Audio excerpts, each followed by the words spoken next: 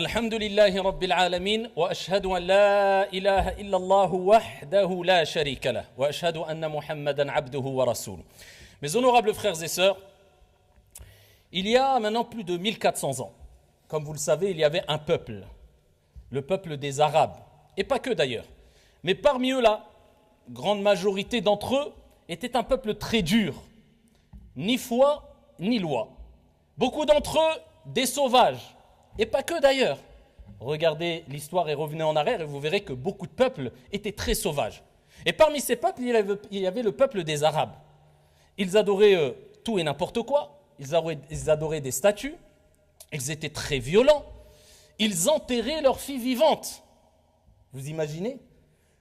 Je ne sais pas si dans l'histoire il y avait des peuples aussi durs. En tout cas, ils faisaient partie des peuples les plus durs. Au cœur les plus durs. Ce n'est pas pour rien qu'Allah Azza wa Jalla a envoyé le prophète Mohammed alayhi salatu wassalam, qui a été envoyé, comme Dieu l'a dit dans le Coran, rahmatan lil alamin, miséricorde pour les mondes, pour l'humanité. À eux, ils en avaient vraiment besoin. Ils buvaient, ils frappaient, ils violentaient, ils versaient le sang. C'était des sauvages pour un grand nombre d'entre eux. Pas tous, bien sûr. Ils étaient vraiment très très durs. Et wallah, si tu avais dépensé tout l'or qu'il y avait sur la terre à cette époque-là, pour les changer, pour les réformer, tu n'aurais pas pu. Mais il y a une parole qui les a transformés, qui les a propulsés des ténèbres à la lumière. Une parole qui leur a donné un cadre et qui a fait d'eux « Kuntum khayra ummatin ukhrijat linnas » Vous êtes la meilleure communauté suscitée pour les gens. Les meilleurs. Il y a une parole qui a complètement bouleversé leur vision et leur façon de voir les choses et a changé complètement leur comportement. Une parole qui, lorsqu'elle a été comprise, lorsqu'elle a été saisie comme il se doit, et lorsqu'elle a été appliquée, eh bien, a tout changé, a fait d'eux les meilleurs. Et cette parole n'est autre que « La ilaha illallah ». Comment une parole, billahi alaykum, a réussi à faire cela bi'idhnillahi tabaraka wa ta'ala à travers les prophètes et les envoyés. Dites-moi comment. Eh bien tout simplement parce qu'Allah Jalla wa ala a mis ce qu'il y a de meilleur, ce qu'il y a de plus grandiose, ce que tu ne trouveras pas ailleurs dans cette parole. Il y a des secrets, il y a des trésors. Et si tu arrives à saisir ces trésors et ces secrets qui se trouvent dans cette parole La ilaha illallah, qui n'est pas simplement une parole qu'on prononce comme ça vainement, ou alors un titre dans une khutbah ou dans une conférence pour se donner bonne conscience et dire aux gens, vous avez vu, moi je parle du tawhid, masha'Allah, parce que certains n'ont presque rien compris du tawhid quand ils pensent que parler du tawhid et de La ilaha illallah, c'est simplement de mentionner le mot tawhid. Non, c'est bien plus profond que cela. At-tawhid, c'est un mode de vie. At-tawhid, c'est l'adoration qu'on voue exclusivement à Allah Azza wa Jal. At-tawhid, c'est miftahu as-sa'ada fi dunya wal janna fi al-akhirah. C'est la clé du bonheur ici-bas et du paradis dans le delà. At-tawhid, c'est le sujet le plus important. C'est le sujet primordial. C'est le sujet que si tu n'as pas compris ce sujet ou si tu n'as pas saisi ce sujet-là comme il se doit, ne te fatigue pas à faire la prière, ne te fatigue pas à jeûner, ne te fatigue pas à aller au pèlerinage, ne te fatigue pas à faire des du'a. Ne te fatigue pas parce que tout est basé sur at-tawhid. Et pourquoi pas? Alors qu'Allah dit dans le Coran, « Inna Allah la yaghfiru an yushraka bih » Alhamdulillah. « Inna Allah la yaghfiru an yushraka bih » wa yaghfiru ma duna dhalika liman yasha. Heureusement qu'Allah, regardez, il nous rappelle sa grande miséricorde, il nous dit que, à part le shirk, qui est l'opposé du tawhid, l'associationnisme, le fait de donner des associés à Dieu, à Allah subhanahu wa ta'ala, eh bien Allah, il ne pardonne pas cela. Sauf si tu te repens, bien sûr, avant ta mort. Mais si tu meurs dans cet état-là, et chacun est libre de croire à ce qu'il veut. Mais nous, dans la croyance de l'islam des musulmans, nous avons cette croyance ferme que tu ne peux pas accéder au paradis sans avoir concrétisé et sans être mort sur La ilaha illallah. Il n'y a de divinité digne d'être adorée en dehors d'Allah Azza wa Jal. Oui, il y a d'autres divinités. Nous les considérons comme des fausses divinités. Et nous considérons, nous, en tant que musulmans, avec tout le respect qu'on doit aux autres, comme ici, comme nous considérons qu'il n'y a qu'une seule divinité digne d'être adorée, c'est notre Seigneur Allah Tabaraka wa Ta'ala, qui ne ressemble en rien à ces créatures, qui n'est pas représenté ni par du bois ou du métal ou un animal, qu'on ne voit pas, mais lui nous voit et rien ne lui échappe. Il entend tout et il voit tout. Nous avons cette certitude. Eh bien, at-tawhid, c'est la base. Allah ne pardonne pas qu'on lui associe quoi que ce soit. Mais en dehors de cela, il pardonne à qui il veut. C'est-à-dire que peu importe les péchés que tu as commis, c'est possible. Dieu se donne cette possibilité et il fait ce qu'il veut, subhanahu wa ta'ala, il nous le rappelle, qu'il te pardonne ou pas. Mais par contre, si tu meurs sur autre chose que la ilaha illallah, Dieu nous dit Inna Allah la yaghfiru an yushraka bih. Et c'est pour cela que le prophète sallallahu alayhi wa sallam nous dit Man mata la yushriku billahi shay'an dakhala al-jannah. Celui qui meurt alors qu'il n'a donné aucun associé à Allah subhanahu wa ta'ala, mais on va voir, hein, c'est pas simplement c'est bon, je n'adore pas de statut, moi je suis dans Tawhid et j'ai adoré Allah comme il se doit. Non, c'est beaucoup plus profond que cela, vous allez le voir. Man mata la yushriku billahi shay'an dakhala al-jannah. Celui qui meurt sans avoir donné des associés à Allah azza wa jalla, il rentre au paradis. Et dans un autre hadith fi sahih, le prophète alayhi afdalus salati wa askat taslim nous dit Man kana akhiru kalamihi la ilaha illallah dakhala al-jannah. Et c'est pour cela qu'il est important de répéter au plus la ilaha illallah jusqu'à ton dernier souffle. Le prophète il nous dit alayhi salatu wa salam, celui qui meurt et celui dont la dernière parole est la ilaha illallah, il rentre au paradis. Et dans un autre hadith, le prophète alayhi salatu wa salam, il nous dit laqinu mawtakum la ilaha illallah. Faites répéter à vos morts, c'est pas la personne qui est morte. Al-ulama fassaru al-hadith, ils nous ont rappelé que c'est la personne qui est inda sakarat, akhir al-lahadat. Au moment de l'agonie, dans les derniers instants, on lui dit la ilaha illallah, doucement, la ilaha illallah, pour qu'il parte et quitte ce monde avec le plus grand des bienfaits. A'zamun ni'am. Le plus grand des bienfaits, c'est quoi? Wallahi, c'est la ilaha illallah. Preuve en est. Dans Sourate An-Nahl, les abeilles, elle est appelée comment cette sourate? Sourate An-Ni'am. Elle est appelée Sourate An-Ni'am, la sourate des bienfaits. De par tous les bienfaits qui sont mentionnés dans Sourate An-Ni'am. Et au début de Sourate An-Nahl, Allah tabaraka wa ta'ala nous rappelle le plus grand des bienfaits. Dans la sourate les bienfaits. Et il nous dit Anviru, avertissez annahu la ilaha illa ana fattaqun. Avertissez qu'il n'y a de divinité digne d'être adorée en dehors de moi, Allah, le plus grand des bienfaits. Et ne vous dites pas c'est bon, il nous parle de tawhid, la ilaha illallah, c'est bon, on sait qu'il faut adorer Allah azza wa jalla, l'unique point, on n'adore pas les statues, c'est fini. Wallahi, si vous avez compris que la chose la plus aimée auprès d'Allah, c'est tawhid, la ilaha illallah, ce pourquoi il nous a créé, l'adorer sans rien lui associer. Parce que Allah, à chaque fois qu'il envoyait des prophètes et des envoyés à des peuples, c'était pour leur dire Qulu la ilaha illallah. Tous les prophètes, Adam, Moussa, Isa, Nuh, Ibrahim, prophètes, envoyés, tout le monde a appelé à la même chose, la ilaha illallah. C'est qu'il y a une raison, c'est que c'est très important. Et donc si c'est la chose la plus importante et la plus aimée auprès d'Allah, donc ça sera la chose sur laquelle va se concentrer le plus Shaitan et va tout faire pour nous détourner de Tawhid. Et c'est pour cela que notre père, Ibrahim alayhi salam, où Allah Azza wa Jalla dont Allah a fait son éloge maintes et maintes fois dans le Coran, à travers son adoration qui vouait exclusivement à Allah Azza wa Jalla. Kana hanifan musliman wa ma kana min al-mushrikin, c'était quelqu'un qui avait voué exclusivement ses adorations qu'à Allah, faisait pas partie des associateurs avec cela. Ibrahim alayhi salam, il fait une dua qui est mentionnée dans le Coran et regardez ce qu'il dit wajnubni wa baniya an na'bud al-asnam. Ya Allah, il rappelle, je suis pas à l'abri. Ya Allah, préserve-moi et mon fils d'adorer les statues. Subhanallah.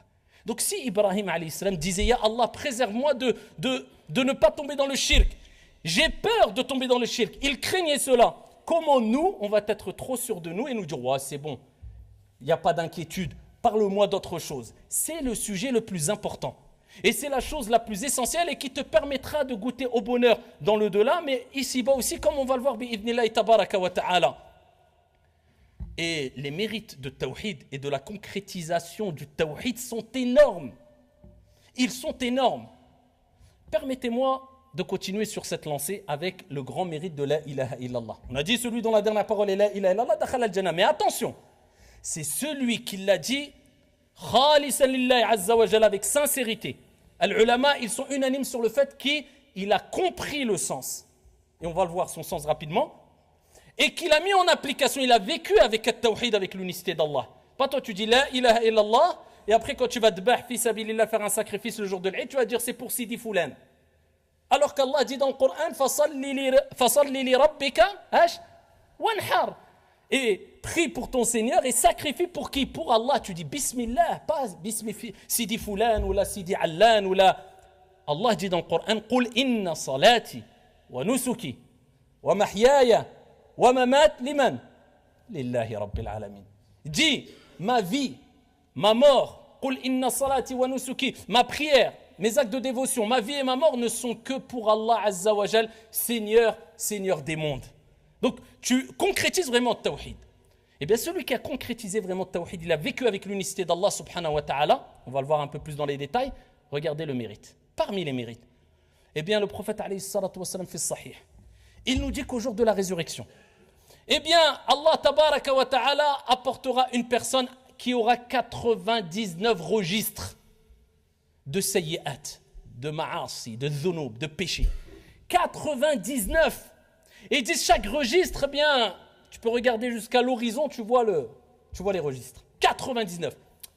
Eh bien, Allah Azza wa Jalla lui dira, est-ce que tu as fait quelque chose de bien? Ouais, avec tout ça, 80. Au moins, il y a un khair que tu as fait. Il dira quoi? Il ne pourra pas mentir. Ce jour-là, au jour de la résurrection, aujourd'hui, tu peux te mentir à toi-même. Tu peux mentir aux gens. Tu peux essayer de détourner les choses. Le jour de la résurrection, comme Allah a dit dans le Coran, leur langue témoignera pour eux ou contre eux. Ainsi que leurs mains, ainsi que leurs pieds, concernant ce qu'ils faisaient. Ça y est, tu ne pourras plus mentir et te détourner. Et les gens reprocheront même à leurs membres. Et ils diront, pourquoi pourquoi vous témoignez contre moi? Il parlera à sa main, il parlera à sa jambe, il parlera à sa peau. Et la peau, les mains, les pieds, tout parlera, la langue parlera contre toi, contre nous, qu'Allah nous en préserve. Si on fait partie des désobéissants et de ceux qui n'ont pas reçu la miséricorde d'Allah tabaraka wa ta'ala. Et ils diront, la peau dira, et la main, et la langue, eh bien celui qui fait parler toutes choses nous a fait parler et témoigner. Eh bien il dira, ya Allah, j'ai rien fait de bien. Walou. Allah il dira, si tu as fait une chose de bien. Il va dire, regarde, sur un plateau de la balance, 99 registres de mauvaises actions, et sur l'autre, il y aura une étiquette, c'est-à-dire un feuillet. Juste une. Et qu'est-ce qu'il y aura écrit dessus? La ilaha illallah. Kalimatut tawhid. La parole qui ouvre toutes les portes du bien et du paradis. Eh bien, cette parole-là, elle aura été dite par cette personne avec sincérité. Il aura compris son sens. Et il aura dit sincèrement, eh bien, Allah Azza wa Jalla ne le laissera pas éternellement dans le mal, dans le châtiment. Non, ce n'est pas possible. Allah Azza wa Jalla posera cette étiquette, ordonnera que cette étiquette soit posée avec cette parole-là, ilaha illallah, et elle sera plus lourde que les 99 registres de mauvaises actions. Ça ne veut pas dire qu'on peut dire la ilaha illallah et faire ce qu'on veut. Non, non, non. À quel moment il sera pardonné? Est-ce qu'il aura avant cela eu des tourments ou pas? Allahu a'lam. Mais en tout cas, un jour ou un autre, celui qui a dit la ilaha illallah sincèrement et a vécu avec, eh bien, il gagnera le paradis, insha'Allah ta'ala. Bien sûr, à côté, on doit prouver cela avec la piété envers Allah et le bon comportement envers les gens. Et c'est pour cela qu'Allah dit dans le Coran, Innal ladhina qalu rabbuna Allah. Ceux qui ont dit notre Seigneur est Allah. La ilaha illallah. Mais est-ce qu'Allah s'est arrêté là? Thumma istaqamu. Ensuite, ils se sont tenus sur la droiture, c'est-à-dire, comme on dit al-Mufassirun, il a adoré Allah tabaraka wa ta'ala sincèrement et avec conformité. Donc, il a mis en application les enseignements coraniques, divins et prophétiques concernant ta relation avec autrui et la relation avec Dieu. Bon comportement, bonne relation avec Dieu, avec les autres, etc. Thumma istaqamu tatanazzalu alayhimul malaika. Les anges descendront auprès d'eux à deux moments. Au moment de ta mort, quand l'âme sortira, et au jour de la résurrection, insha'Allah ta'ala, comme on dit certains exégètes. Tatanazzalu alayhimul malaika. Alla takhafu wa la tahzanu wa abshiru bil jannati allati kuntum tu'adun. N'ayez pas peur, parce que les gens seront choqués. Quand l'âme va sortir, les gens ne verront plus que ton corps. Mais maintenant, c'est entre toi et Allah. Tu rends des comptes.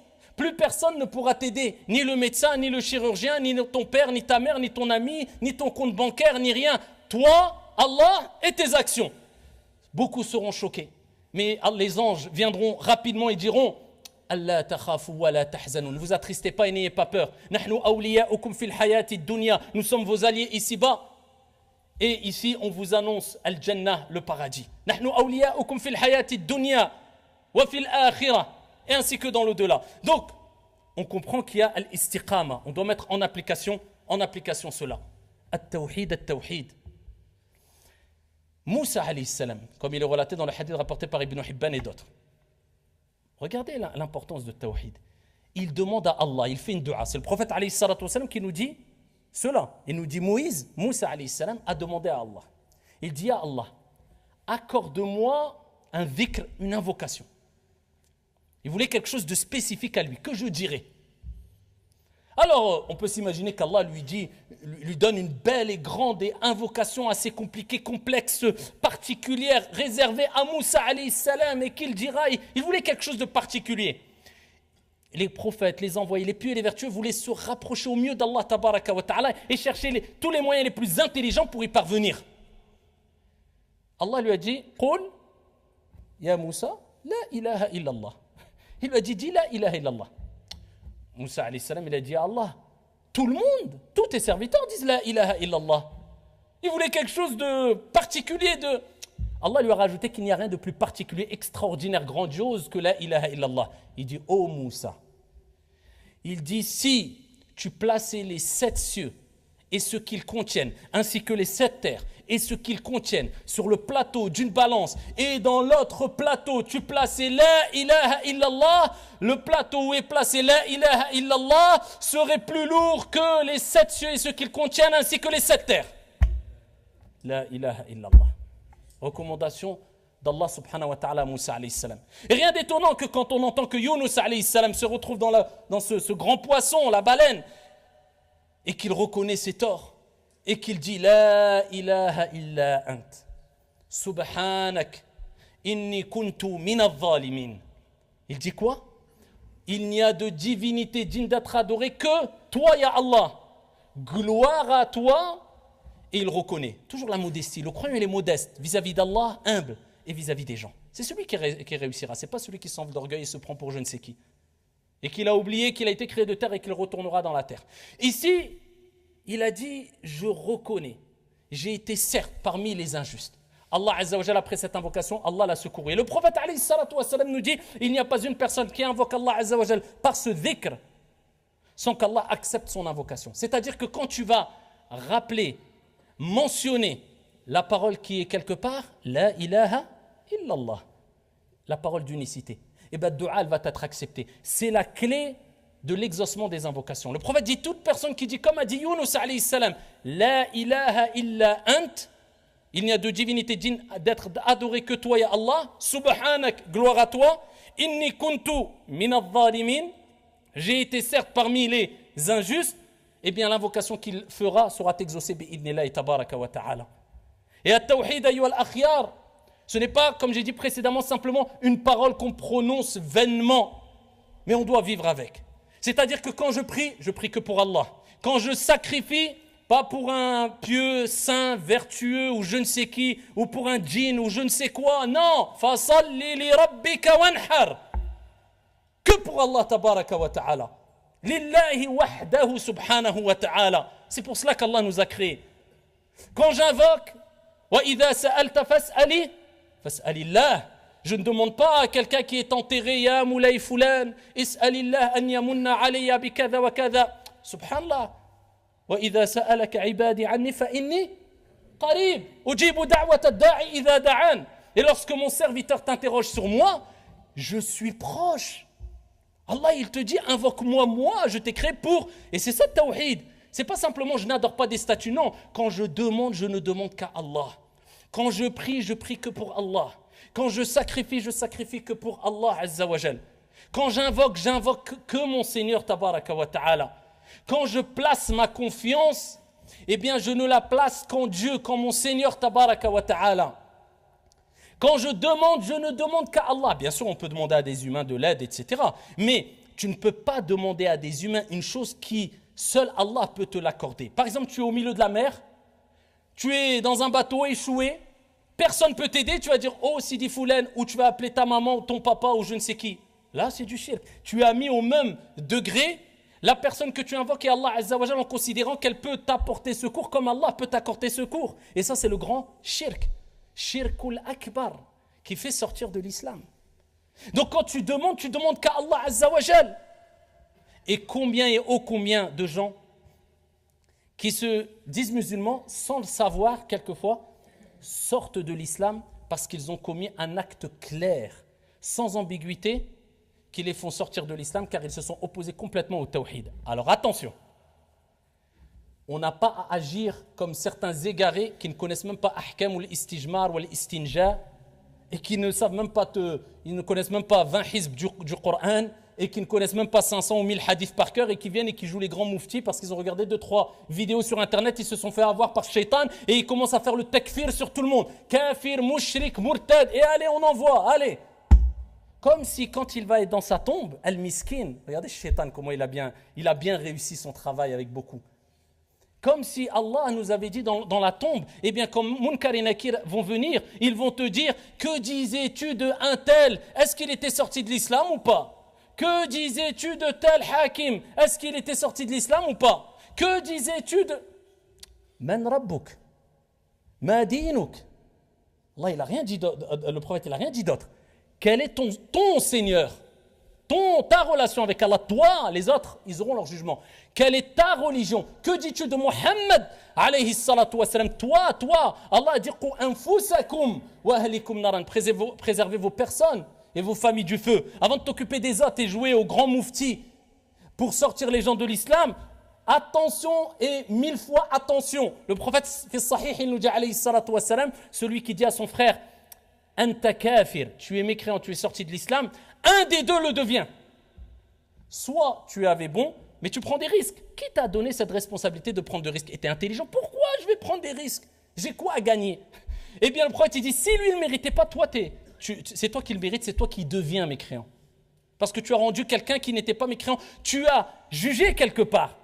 Tu as fait sortir une personne de l'islam qui tu n'avais pas les outils pour, et Dieu ne t'a pas donné cette responsabilité. Dans un autre hadith sahih, le prophète alayhi salatu wassalam a dit, celui qui dit à son frère anta kafir, alors que ce n'était pas le cas, c'est comme s'il l'avait tué.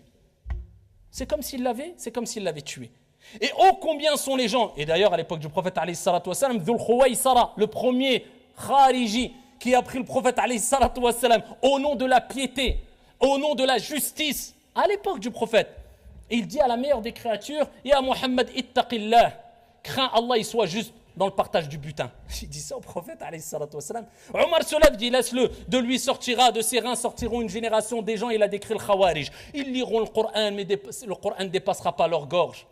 Ça ne parviendra pas au cœur, ça ne sera pas une bonne application. Ils adoreront Allah plus que vous, ils seront plus dans l'adoration, mais ils seront complètement égarés. Et oh, combien de jeunes aujourd'hui prennent le risque à toi? Toute parole de shirk qui te fait tomber dans le shirk, ou action ne fait pas automatiquement de toi une personne qui est sortie de l'islam. Parce qu'il y a des dawabit, il y a des qawa'id, il y a des règles, il y a des choses à suivre. Est-ce qu'il l'a fait par contrainte? Est-ce que l'ignorance dans son cas est excusée ou pas? Est-ce que ça c'est pour la crème de chez crème des ulama? Même si c'est le cas, garde-toi une sécurité. Est-ce que moi Allah m'a dit de prendre cette responsabilité? Non, occupe-toi de toi. C'est déjà beaucoup, énorme. Ala kullin. En tout cas, c'est une réalité. Il y a des gens qui disent des paroles de kufr quelquefois, qui les font sortir de l'islam, et des actions qui les font sortir de l'islam, et nous, on n'a pas à dire parce qu'il l'a dit, il est sorti de l'islam. Mais en tout cas, ça existe. Parce que les gens ne savent pas. Tu vois Foulen, quand il est en détresse, il va aller voir un sahir, kahin, un pseudo-devin, ou alors il va prendre l'horoscope, il va commencer à lire. Nous, en tant que musulmans, chacun fait ce qu'il veut. Mais nous, en tant que musulmans, c'est interdit. C'est même grave d'un point de vue de la croyance.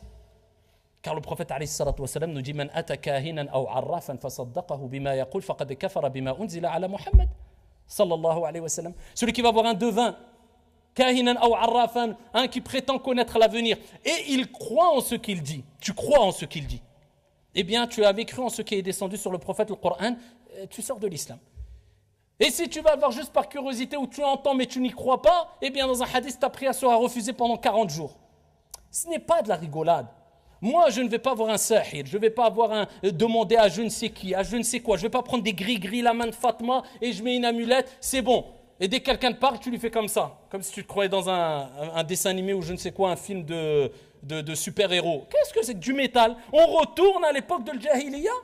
Toi, tu dis Tawhid, moi j'ai tout compris. Bah, pourquoi tu mets une grosse main devant la porte de chez toi comme ça? Zama, ça va te protéger. Ouais, les yeux sont tellement puissants, ça va détruire toi, ta main et ta maison. Si tu n'as pas fait ton dhikr, si tu n'as pas concrétisé le Tawhid, la solution elle est dans les invocations du soir et du matin. Donc, Qul a'udhu bi rabbil falaq. Donc, Qul a'udhu bi rabbin nas. 3 fois le matin et 3 fois le soir. C'est pas dans du métal ou dans un gris-gris que tu vas mettre dans ta poche. Quand il t'arrive des problèmes et des soucis, tu es dépassé, t'en peux plus, et tu es au bord du suicide. Tu n'as pas concrétisé le Tawhid parce que tu n'as pas compris qu'au-dessus de tes soucis, de toi, et celui qui peut gérer, et celui qui peut te délivrer en moins d'une fraction de seconde en disant kun fayakun, soit et c'est de tes soucis, c'est Allah. Mais est-ce que tu lui as demandé?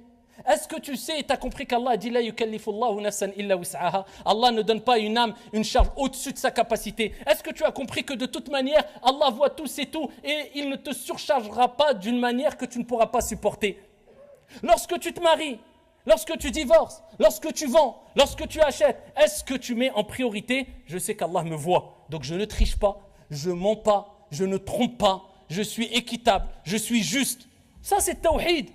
Tu sais qu'il y a un défaut dans la marchandise? Bon, ça c'est un petit truc, bon il n'a pas vu. Ah, il est où ton tawhid? Ton tawhid il est entaché. Tu n'as pas concrétisé le tawhid parce que tu as réagi comme si Allah ne te voyait pas. Tu n'es pas juste et équitable. Et tu avais un doute sur le fait qu'Allah pouvait te donner ta subsistance, même si tu mentionnais ce défaut-là. Tu vois, mais si je mentionne le défaut, je vais perdre de l'argent. Ah, donc tu n'as pas compris qu'Allah, parmi ses noms, c'est Ar-Razzaq, le pourvoyeur par excellence, et qu'Allah c'est Al-Ghani, le riche. N'aie pas peur, la takhaf, sois équitable. Tu crois perdre, tu vas gagner. Quand il faut donner, fi sabilillah, tu trembles. Oh non, t'as je ne sais combien dans le compte bancaire, 100 000 euros, et il faut aider avec 30 euros. Oh, moi je donne juste 20 euros. T'as pas compris que quand tu donnes, eh bien le prophète alayhi salatu wassalam a dit ma naqasat sadaqatun min malin. Aucune sadaqa fait diminuer la richesse. Non, tu donnes en toute confiance parce que tu sais très bien qu'Allah va te rajouter bi'idnillahi tabaraka wa ta'ala. Lorsque tu te comportes bien avec les gens, eh bien tu le fais parce que tu sais très bien que c'est un ordre divin. Et parce qu'il n'y a rien de plus lourd au jour de la résurrection dans la balance du croyant que husnul khuluq, le bon comportement. C'est ça tawhid, parce que tu reconnais qu'il y a la balance. Tu reconnais qu'il y a le jour de la résurrection. Et donc tu reconnais et tu mets en application cela à travers le bon comportement parce que tu veux que cette journée-là, tu sois dans une position louable. Ça c'est tawhid, c'est vivre avec le tawhid. Eh bien à ce moment-là, abshir, réjouis-toi. Le prophète alayhi salatu wa salam ne cessait de répéter Qulu la ilaha illallah tuflihu. Dites la ilaha illallah et vous réussirez. Wallahi, tu réussiras ici-bas et dans le delà. Concrétisez at-tawhid. Remettez-vous-en à Allah, l'unique lors de tous vos soucis et vos problèmes, et vivez et adorez Allah tabaraka wa ta'ala sans rien lui associer. N'oubliez pas, et je termine avec cela, qu'il y a 2 types de shirk. Ash-shirkul akbar qui fait sortir de l'islam, c'est la plupart des cas que j'ai mentionnés, c'est de mettre au même rang une pierre, un objet, une personne, peu importe qu'Allah subhanahu wa ta'ala, en prétendant qu'il peut apporter et il peut priver comme Allah le fait, et la personne peut sortir de l'islam. Et il y a Ash-Shirkul Asghar, la petite association qui fait partie des plus grands péchés mauvais, mais qui ne te fait pas sortir de l'islam. C'est comme le prophète alayhi salatu wa salam a dit à titre d'exemple, quelqu'un qui est en train de faire as-salah, il voit les gens qui le regardent, il embellit sa prière. C'est ce qu'on appelle ar-riya, l'ostentation. Il le fait pour Allah, mais ensuite, il a voulu embellir sa prière pour autre qu'Allah aussi. Donc il fait pour Allah et un peu pour les gens. Ça c'est du shirk aussi, mais de la petite association. Ou encore, oh combien de jeunes le font. Le prophète alayhi salatu wa salam a dit Man halafa bi ghayri Allahi azza wa jal faqad kafara aw ashrak. Celui qui jure par autre qu'Allah a associé. Il est tombé dans le shirk. Si toi tu dis oh, sur la tête de ma mère, sur la Kaaba de la Mecque, oh, sur mon fils, oh, sur ahqad al-khir, Man halafa bi ghayri Allah faqad kafara aw ashrak. Te trompe pas. Tu es tombé dans le shirk. Si maintenant, la chose sur laquelle tu as juré, tu reconnais que ce n'est pas elle qui apporte le bien et tu ne la mets pas dans ton intention au même rang qu'Allah Azza wa Jal, eh bien, tu as fait de la petite association qui fait partie des plus grands péchés. Mais par contre, si tu jurais par cette chose-là, en mettant l'intention que je jure par cette chose-là car elle apporte le bien et elle a la même importance que Dieu a, tu es tombé dans la grande association. Qu'Allah tabaraka wa ta'ala nous en préserve. Wallahu a'lam walhamdulillahi rabbil alamin.